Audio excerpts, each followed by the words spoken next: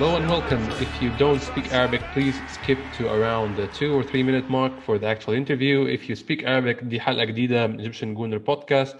حلقة خاصة جدا مع لاعب أرسنال السابق رامي شعبان. رامي كان بيلعب في أرسنال في الفترة ما بين 2002 و 2004، الفترة اللي أرسنال حقق فيها الدوري لآخر مرة وفاز فيها بالدوري بدون ما يخسر ولا ماتش، الفريق اللي أصبح معروف لاحقا بفريق الانفنسبلز. اتكلمت مع رامي في حاجات كتير جدا، منها بداية نشأته في الكورة وازاي لعب كورة في مصر فترة وبعد كده رجع تاني للعب في أوروبا وكيفية انتقاله لأرسنال واللي حصل في الانتقال نفسه. اتكلمت مع حاجات كتير جدا طبعا عن فريق الانفنسبلز نفسه والأجواء في الدريسنج روم والكلام ده كله وأرسنال فينجر واللعيبة بتاعت أرسنال في الفترة دي. مش عايز أطول قوي في المقدمة، فخلينا نروح نسمع الحديث مع رامي ونرجع تاني.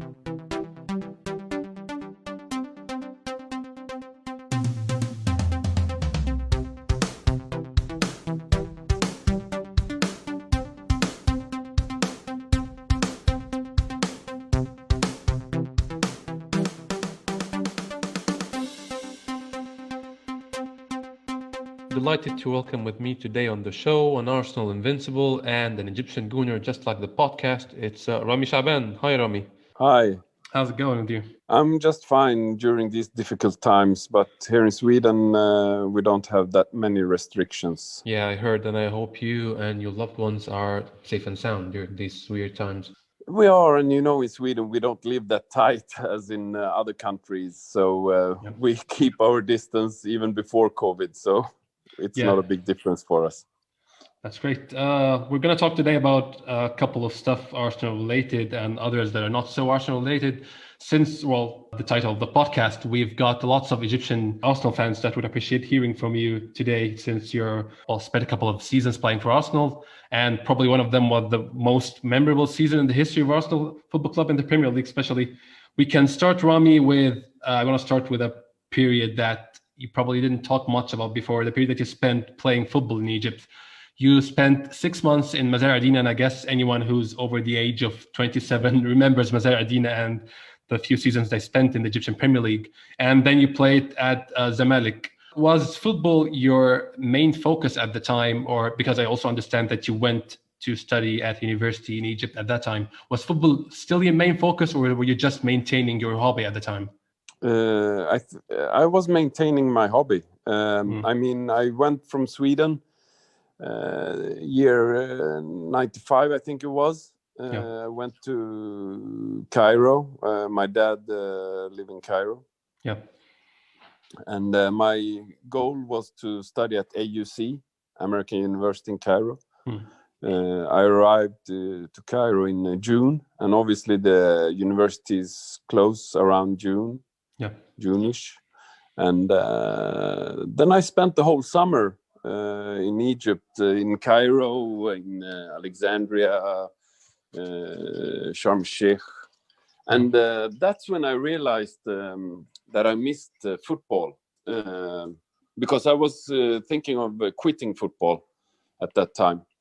So I spent the whole summer, and August came, September, I started, and it's like in life, you know, you don't realize that you miss it until you don't have it. Yeah. And then I was fortunate that my granddad was the president before, a long time ago, in Zamalek Football Club. It's actually not my grandfather, it's my grandmother's husband, but that was not my real grandfather. My grandfather passed away earlier than that. So obviously we had connections into Zamalek Football Club, and I stayed in Mohandesin, so it was really close to the training ground. So my grandmother spoke to a few people in Zamalek Football Club. Mahmoud Saad was a very powerful man there at that time, and he bought a flat in my grandmother's building that she had built. So favors and favors. So he gave me the opportunity to come and train with them, and that was a major shock for me. I was used to train 2 times a week, 3 times a week. But I played senior football. I was 20 at that time. But in Sweden, you play under 19s, and then you go and play senior football. Yeah. But in Egypt, it's under 21, and then you play senior football. At least it was at that time when I was there. Yeah. So I started to train with the Nashin, they call it. And it was really difficult, but I was very stubborn. And I said to myself, okay, I will give it a shot. I don't aim for the stars. I mean, I do it. But when I do something, I want to do it 100%. And that comes to everything. So I remember my first trainings. It was like my arms were bleeding, my elbows, my hips, everything. It was so different. And you train during the days. And in Sweden, I was a semi-pro. Here I worked during the days. And then in the evenings, we had a session for 2 hours, maybe 1 hour. So it was totally different. Anyways, after a few months, it went really well. But obviously at that time, Zamalek was they did really well in the Champions League of Africa. Yeah. They won it that year. They had Nadir Sayed, Hussein Sayed in goal. Yeah. A very strong team. But I was starting to train with the first team, and it was a massive thing. I mean, in the stands, there were thousands of people watching every training. But my friends, Sweden did really well in the World Cup '94. They took the bronze medal. So everyone spoke about Dahlin, Brolin, Kenneth Anderson. So maybe that helped me a little bit as well, to be honest. Yeah. How was the rest of your period playing in Egypt? Because I believe you moved back to Sweden at some point. I realized, because after Zamalek, I went to Tahad Osman, Zareddina. And because I wanted to play senior football, and I did really bad. I wasn't prepared for it, to be honest. And people say, oh, how could Egypt let Rami go? But they did it with a good reason. I mean, I wasn't that good enough at that time when I was 21. So I felt I don't have a future in Egypt at that time. And I felt my mom was still in Sweden with my sister. And my coach in Sweden called me and said, Rami, we have a problem with the goalkeepers in this club that I know where I'm from.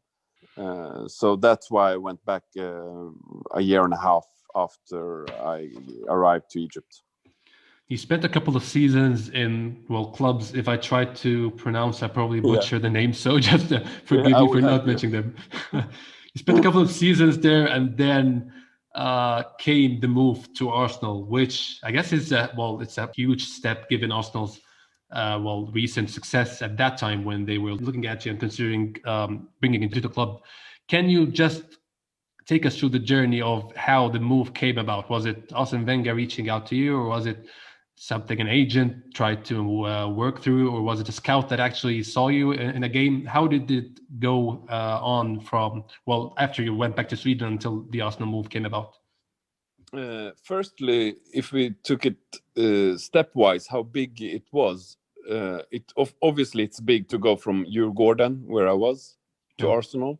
But the step from going from the Sweden to Egypt was much, much bigger for me.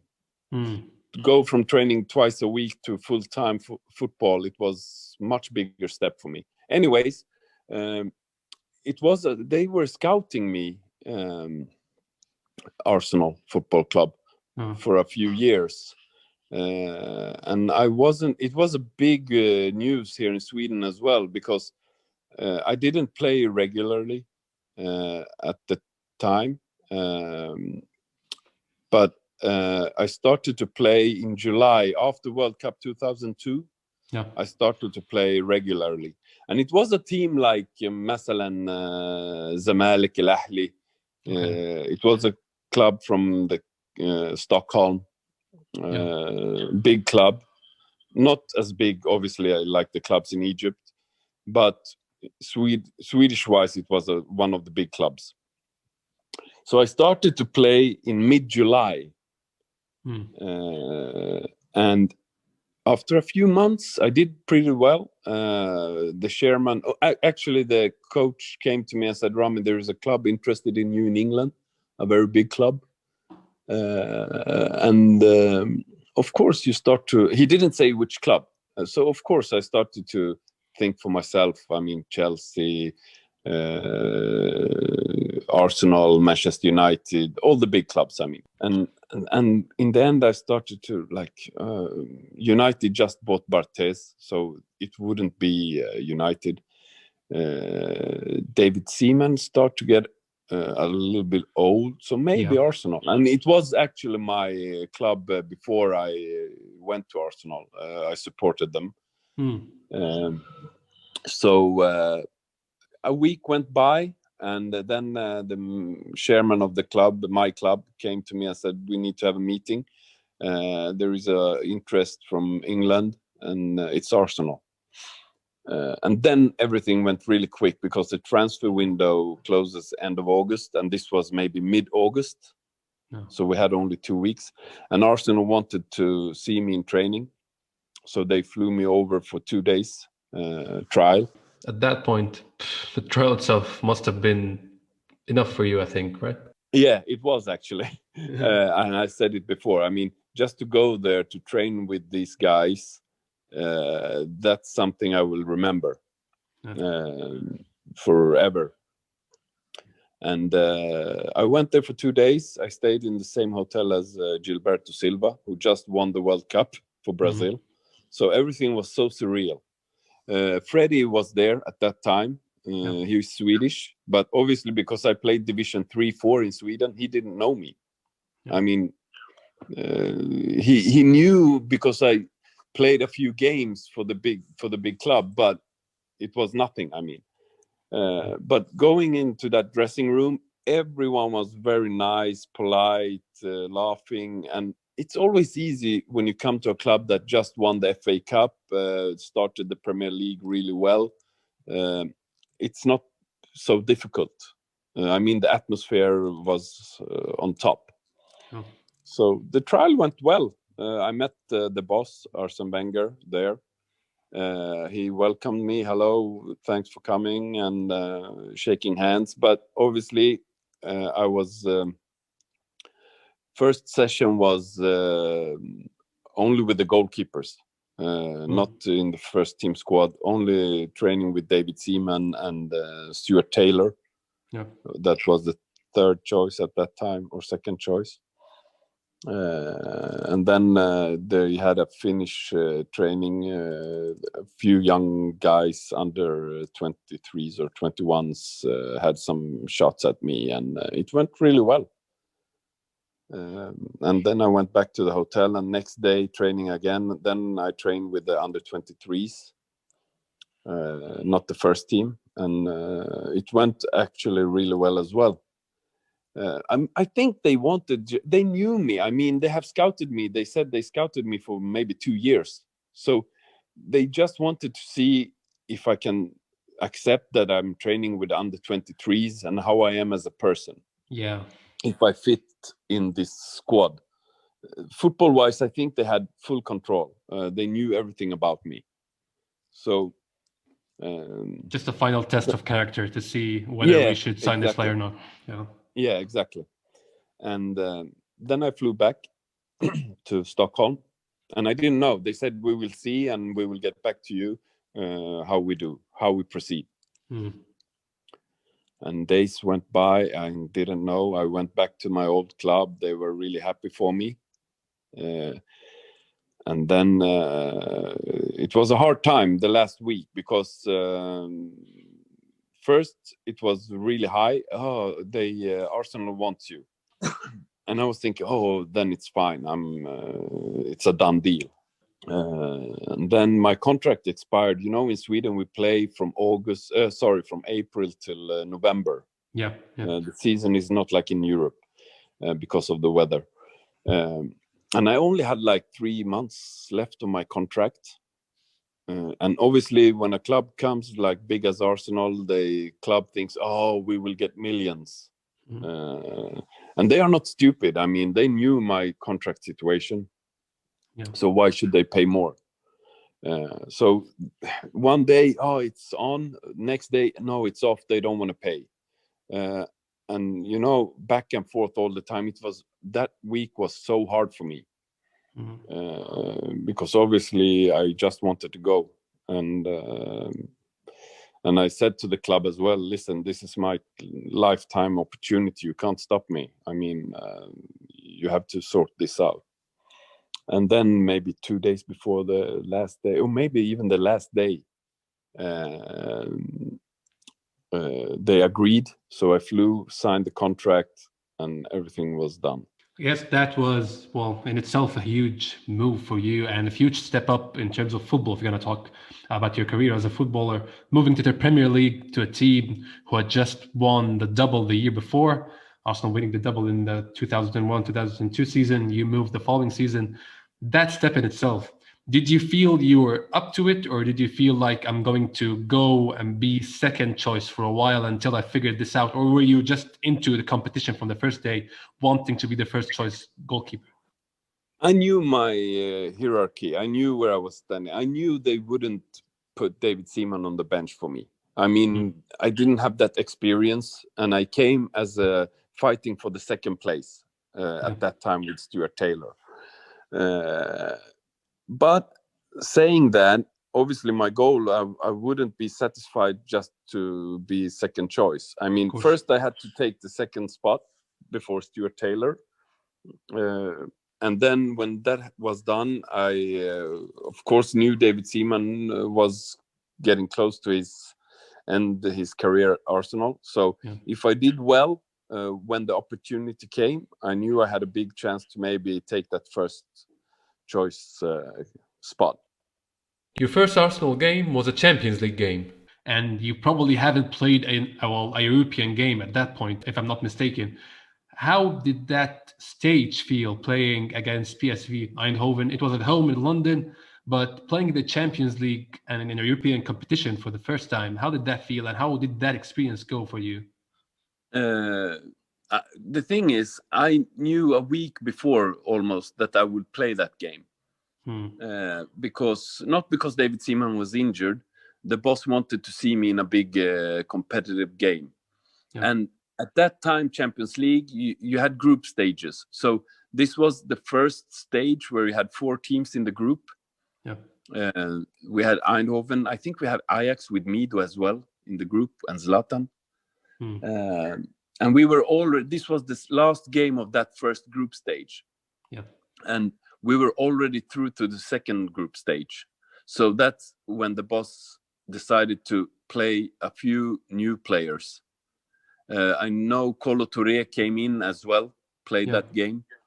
So it wasn't the first squad, if you understand me right. Yeah, of course, because we've already qualified at this point. So changing some players to rest some. Exactly. Yeah. So, but anyways, I wasn't that nervous, to be honest. I knew I had everything to win. I mean, we were already through to the second phase, and if you look where I came from, like weeks before, I was on the bench in Sweden playing. Going to Highbury, play in big stadium, and but at the same time, PSV had something to play for, so we knew they would come out hard. So for them, they needed a win to go to the second phase. So, but I kept a clean sheet, even when Kolo Touré was sent off after maybe 10 minutes. He was so up to it. I mean, I think he got 2 yellow cards with in the matter of 10 minutes. I remember there's a story about him injuring Dennis Bergkamp, well, not injuring, kicking Dennis Bergkamp and then injuring the boss in training. Yeah, exactly. That was in the summer before I came. Yeah. And Kolo is like that. He was like that. I mean, he was so funny, and he was so important for the club, and his way of being. We prayed together, actually, because he's Muslim as well. Yeah. So we went on Fridays sometimes to pray together, and a very humble guy. Great. So anyway, that game ended 0-0. So I was happy. They had a few shots. I saved them, and we went through. But then I knew as well that the next game, I think I was on the bench as well. So your own next game as an Arsenal player was the biggest, I guess, Premier League debut you could have dreamed of, playing against Spurs and at London at Highbury, winning 3-0. That Thierry Henry goal that we still remember, all of us as Arsenal fans. How was that experience going into one of the biggest, probably I would label it myself, the biggest derby in England, the most fierce derby in England? How was the atmosphere building up to the game? Did the players give you any tips on how to deal with the pressure, given that this is a different game? It's not like any other game in the season, of course. Yeah, it's very hostile as well. But for me, I was in a bubble. I mean, I was so focused. I was so still very, how do you say? I was still not, I had to pinch myself to realize where I was at that time. Yeah. And everything, you know, when you have a flow, everything goes your way, you feel unstoppable. So when you have that feeling, it doesn't matter how much pressure, what kind of game it is, you go out there and enjoy it. I mean, and at that time, even in the tunnel, we knew we would win this game. Tottenham feared us so much. They were almost like tremble in the tunnel. They almost, you go in with that much confidence, and we do 1-0, and we knew they will never beat us. And then the Thierry goal as well. So, and I remember the funny thing was my childhood friend came with his team to watch this game. I think there were 20 people watching the game. And then we went after the game to have pizza. No, that time, you know, I remember that day so well. I mean, all the things, felt like yesterday. That kind of experience kind of stays with you, of course, especially that you were an Arsenal fan, as you mentioned, even before joining Arsenal. Your next game was another Thierry Henry show with Henry netting a spectacular hat-trick at Roma. Second Champions League game for you. Roma is one of the biggest teams in Italy, and their own stadium has its own atmosphere. Everyone has been there, has mentioned that. How was that experience playing Champions League? Of course, we've already qualified at that point, but it was still a big team, a big game, and a big stadium at the time. At that time, that game was something different. That game was something, I mean, it was a new phase. I mean, first against Eindhoven, we were qualified for the second phase. This was the first game in the second phase with 4 teams. Yeah. So a play against Totti, Montella, Battistuta, they were so good offensively. And Cafu, they had a very good team. Pep Guardiola actually on the bench. Yeah. So that game for me, that was very hard for me. Because I didn't know I was going to play until 2 hours before the game. Or maybe 3 hours before the game. Obviously, I prepare myself as I'm playing, but when you get it like that, because I thought David Seaman was going to play that game, because we flew to Roma, me, Stuart Taylor, and David Seaman, all 3 of us. And then just before the boss came to tell the team, I said to David Seaman when we were having coffee, good luck. I said, I'm not playing.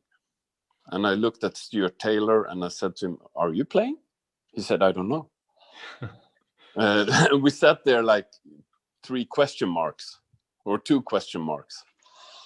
And because he had a hamstring problem at that time, David Seaman. And then when I see the boss saying the team and he said, I'm starting, my heart was like, dudum, dudum. It felt outside my shirt.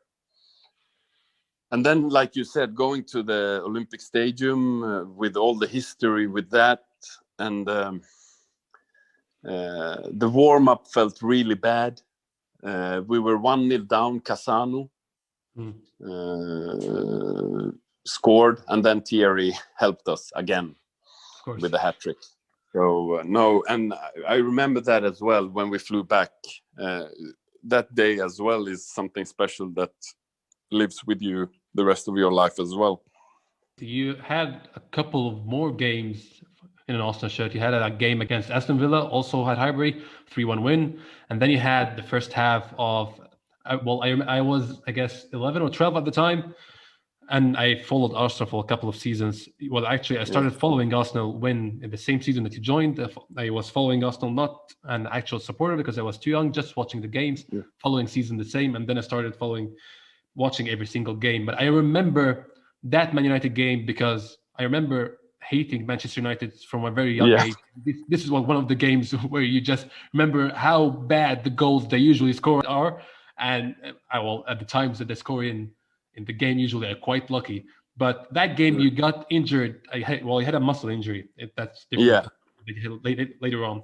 Was that something that you thought or felt at the time could keep you out for a long time, or you felt like I could shake this off in a couple of days? No, I thought I would be off maybe for 2 weeks or something. It didn't hurt.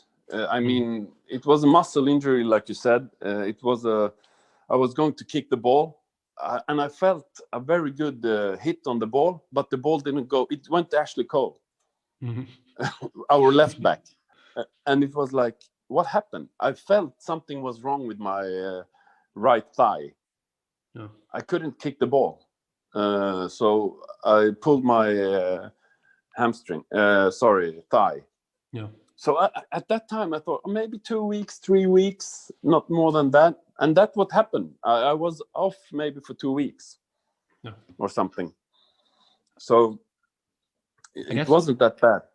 That was the first week of December, and a couple of weeks later, you were back in training, as you mentioned, as expected normally. And then happened the freak accident, and I'm sure that you've mentioned several times and talked about several times, and I'm sure it's not a very pleasant memory to recall for you. But Martin Keown, he definitely didn't mean anything bad, but it was a freak accident, of course. Yeah, it was. And it's like my career. I mean, it has been so many highs and so many lows. I mean, that's how my career has been. I mean, the games I got at Arsenal is fantastic games. I mean, if you look at my games I was able to play, the few I did, it was very big games. But it was a freak accident. It was in the training ground. I think it was Christmas Eve. I remember that. And in Sweden, they celebrate Christmas the 24th of December. So my mom had flew in to me to celebrate Christmas with me.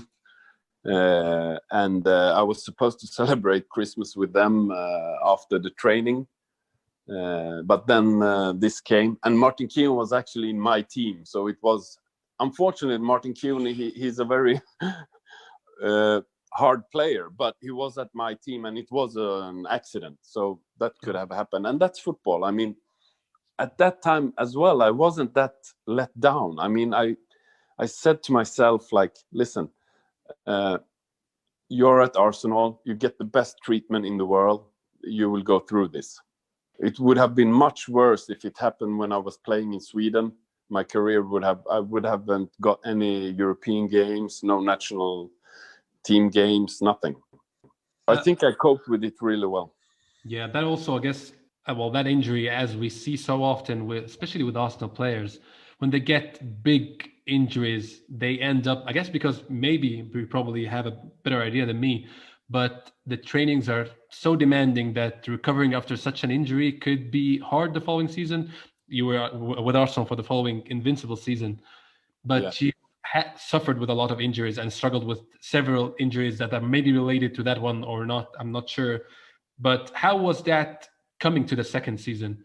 How was it trying to each time build up some form and then getting injured in training? Building up form in training and then getting injured. My goal was this happened, like I said, in Christmas Eve 2002. My goal was to get back to pre-season in July 2003. Yeah. And I did, but I wasn't fully recovered. And at that summer, David Seaman left and Jens Lehmann came in. Yeah.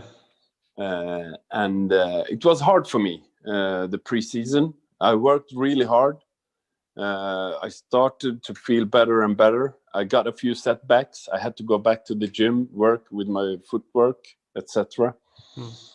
And I played maybe that season 20 reserve games or something. I went to West Ham on 1 month loan as well. Yeah. It was very strange season because the team, like you said, unbeatable. Invincibles. Jens played every single minute. Yeah, he played every single minute in the Premier League, in the FA Cup, in the Champions League. Yeah. And I said to the boss in maybe when I came back from the loan in West Ham, I came back in February, I think. And he said to me, he took me to his room, said, Rami, listen, I know your contract situation, but I need to see you in game before I make a decision. And obviously now we are doing really well, so I can't make any changes. And I understand. I would have done the same thing if I was the manager. Why should you change your goalkeeper when you are unbeaten? Yeah. Even when we won the Premier League, I think it was 5 games left or something. Yeah. He didn't want to change, and I wouldn't have done that either. Why should I? I mean, at that time, when you were in that bubble with the team doing so well, there's no need to burst the bubble. Just keep it working until the end of the season. Exactly.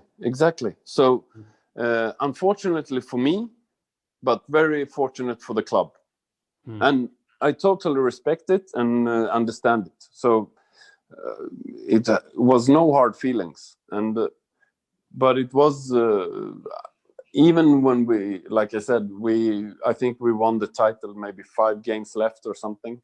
And as a goalkeeper, you don't get the 20 minutes in the end of the games when it's, and that was so hard because I know Martin Keown, Kanu, they didn't, I think you need to play 12 games to get the medal. And they had maybe 8 games. So the boss always, when we were leading, they put in Kanu last 5 minutes, Keown last 3 minutes, so they get the medal. But as a goalkeeper, you don't do those changes. Not really feasible, yeah. No, so, but that's the way to be a goalkeeper. Either you play 90 minutes or you play 0 minutes if nothing happens, injuries-wise. Just a question here, Rami, which you probably won't have a concrete answer to, but what do you feel it is that Invincibles team had that other teams that came later on didn't have to achieve that Invincibles season? We've seen throughout the past, I would say 4 or 5, maybe 6 years, a couple of teams, maybe 3 teams, 2 Manchester City teams and 1 Liverpool team come kind of close. I wouldn't say come close, to be honest, but they would last a while before they lost their first game. What happens in the locker room, I don't know what happens in the other teams. I can only say what in our locker room, it was like everyone looked up to each other. I mean, we respected each other as persons, humans, and players. And that was really important. And that season as well, firstly, there was not that many strong teams as it is now. The money has gone ballistic. I mean, that's one factor why I don't think anyone will repeat it now. I think it's too late. Anyways, that dressing room we had like other. I mean, we had Patrick Vieira, we had Thierry, we had Sol Campbell, but everyone looked up to each other and respected each other. That was, and we gelled so well together. Like even me that didn't play a minute that season, if I see Pires or Thierry, we will talk about the Invincible team or Gilberto. It's like something special for every one of us. At that time, I didn't realize how big it will be. I was on the bench for a few games that season, maybe in the end when I started to recover. But it was like, we go on sometimes do these exhibition games. I meet the former players. And when I go to London, I meet a few players. And it's always when we see each other, it's just a big smile because we know we achieved something that not a team would do again in the Premier League. Yeah, well, it's a remarkable achievement that Arsenal fans everywhere are still quite proud of, and well, we still gloat about it at every chance we get. I want to ask you a couple of questions about some of my favorite players of all time. I would start with Dennis, because Dennis Bergkamp always had this calming presence on the pitch. And well, you'd see him in interviews, he's always such a calm person, although he lost his temper a couple of times and got red carded. But in general, he also always had this calming presence, and he always played with this absolute style of being very calm on the ball and giving out assists like it's nothing. Was Dennis the same in training, or maybe in training you saw the competitive beast that he probably is as a person? I have said it so many times. Thierry Henry would never had this career if it wasn't for Dennis. Firstly. Secondly, Dennis Bergkamp is the smartest player I ever played with. Yeah. I mean, I remember still today, I was playing a striker with Dennis in training once. Sometimes you play, a small game or a bigger game without goalies. So then I played striker with Dennis. And I have never been as good striker as before. He makes everyone around you very good. That's Dennis for me. I mean, I could run, I get the ball. I maybe didn't always take the best runs, but I had it on my foot when he passed me the ball. Yeah. You see, it's like that shows how good he is. I mean, imagine having a Thierry Henry next to you who knows how to run and run fast and smart as well. And Dennis, it's like unstoppable. Of course. And a very humble, funny person. Maybe in the dressing room, he's he's very funny. Next, I would like to talk about my second favorite Arsenal player, which is Thierry. Thierry is very competitive, and we all see it as Arsenal fans on the pitch. He's always trying to attack the ball and attack defenders and starting up conflicts with others because he's that competitive. I just saw a clip of him. He's training now in Canada. He's expecting players to be at his level. I guess that's the kind of competitive person he is. He keeps screaming at his players, play it 1-2. Can you play it 1-2? Why not then? He just expects people to be on that level. Well. Yeah, he's such a competitive person. Yeah. The kids, I would say at that time, the young players always used to say that Thierry had an arm around them and tried to help them in general. Did you see that side of Henry, or was it only the competitive beast that he is? No, I saw that side. And I remember I had my son was maybe 1 year old, 1.5, and he knocked on my door, said, "Rami, come." And then he had bought him a pair of shoes when he was at Nike Town in London. So he is very humble. He's very, he wants everyone to feel good around him. He lived in the same area as me. And when I was injured, I just gave him a call. You can go with me. So he drove me to trainings because obviously my right foot was broken. So when I went there to rehab, I couldn't drive. So he drove me to the training ground, Freddie as well, Patrick and Pires, because we all lived in the same area in London. The French and the Swedish were in the same area. But I could have called him every time, even back from training. He's very humble, but like you say, He's very competitive, and that's what makes him so special. I mean, and he have a laugh as well. I mean, it's not like that, but he knows when to switch on and switch off. On the pitch, he's just looking to win and win at all costs. Yeah. Last but not least, of course, absolutely not least, Arsene Wenger. You had a season of being together with Arsene Wenger, and the second season was hampered with injuries and, of course, the loan period.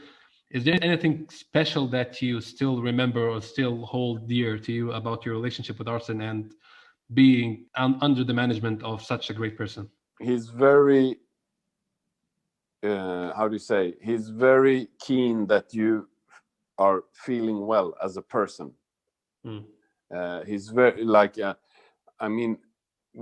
I think we were the only team that traveled with tracksuits. It's a small thing, but it's more comfortable than real suits. Yeah. And he always wanted our best as a person. He saw the person, not only the player. And I think that's why a team like that, you have world-class players on the bench. Those are the hard part, not the 11 who is playing, but I think he handled the players that was on the bench really well. And I think that's one reason as well why we were invincible. Our bench was fantastic as well. And every time those players who played, take players like Edu, Giovanni van Bronckhorst, Pires didn't always play, Kanu. You had so many good players that you have to keep happy as well. Yeah. So that's, for me, and very intellectual, very educated. Absolutely. So you respect him highly. Yeah, that's of course. Last point, Rami, I'm sorry I've taken up lots of your time today, but how do you feel about the current Arsenal setup with Mikel Arteta being Arsenal manager? As of course you've been following Arsenal for very, very long years. You've seen the progression Arsenal has gone on from the ending years of Arsene Wenger going into the Emery period, and then now with Mikel Arteta. Do you feel we're kind of on the right track at this point, or do you feel there's still some ship stabilizing to be done in the coming period? I think Arteta is the right guy, firstly. And I think, obviously, like today, we are not playing Champions League. We play Europa League today. Yeah. And that's disappointing. So, for me, I have said it since Patrick left the club. They haven't been able to replace him. True. I think you have a really good goalkeeper. Defensively as well, a few years back, very hard. We weren't that solid. Comparing with the team when I was at the club. So you need someone like Patrick. You need to defensively as well. But I think Arteta is the right guy for that. Yeah. Do you feel the signing of Thomas Partey adds to that in a way, or kind of tries to fix that problem? I think that adds.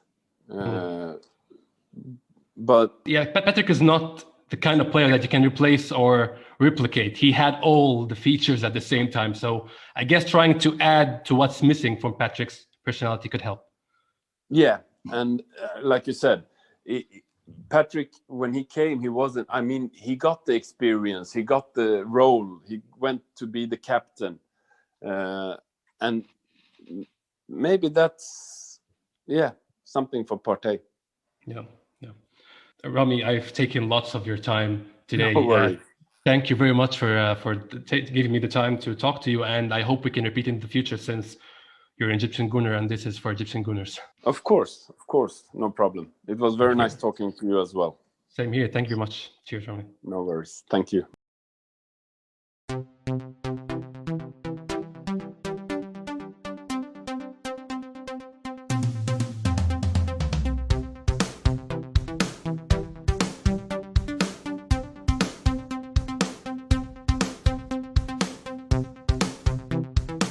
بشكر رامي جدا تاني على وقته وعلى تساهله في ان احنا نلاقي وقت نقعد ونتكلم ونسجل. يعني متأكد طبعا هو يومه مزدحم جدا، فان هو ياخد من وقته ويسجل معايا حاجة صراحة بشكر جدا عليها. واتمنى تكون الحلقة دي عجبتكم، ويعني مش هقدر اقول لكم ان هنكررها تاني او هنلاقي. اتمنى طبعا ان شاء الله في المستقبل نلاقي فرصة زي دي تاني مع حد من لعيبة ارسنال القدام. ولكن اتمنى الحلقه دي تعجبكم، واظن ده الوقت المناسب اللي ممكن تسووا لنا فيه ريتنج على ابل بودكاست او على سبوتيفاي او ديزر او ايا كان مكان تسمعونا فيه. اظن يعني ممكن تسووا لنا المره دي ريتنج، بين دي حلقه مميزه شويه. بشكركم تاني انتوا لسه بتسمعونا، اشوفكم ان شاء الله الحلقه الجايه.